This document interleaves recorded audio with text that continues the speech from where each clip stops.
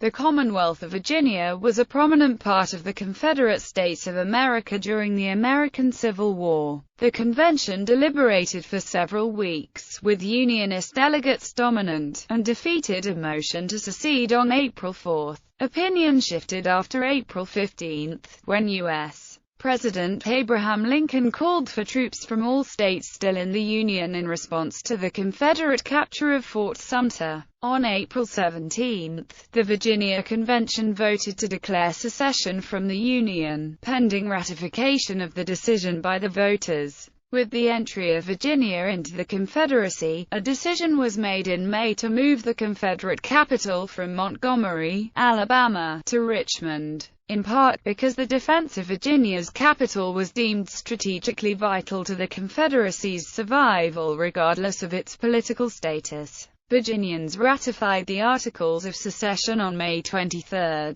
The following day, the Union Army moved into northern Virginia and captured Alexandria without a fight. Most of the battles in the Eastern Theater of the American Civil War took place in Virginia because the Confederacy had to defend its national capital at Richmond, and public opinion in the North demanded that the Union move on to Richmond. The remarkable success of Robert E. Lee in defending Richmond is a central theme of the military history of the war. Pre-war tensions. On October 16, 1859, the radical abolitionist John Brown led a group of 22 men in a raid on the Federal arsenal in Harper's Ferry, Virginia. U.S. troops, led by Robert E. Lee, responded and quelled the raid. Subsequently, John Brown was tried and executed by hanging in Charlestown on December 2, 1859. In 1860, the Democratic Party split into Northern and Southern factions over the issue of slavery in the territories and Stephen Douglas's support for popular sovereignty. After failing in both Charleston and Baltimore to nominate a single candidate acceptable to the South,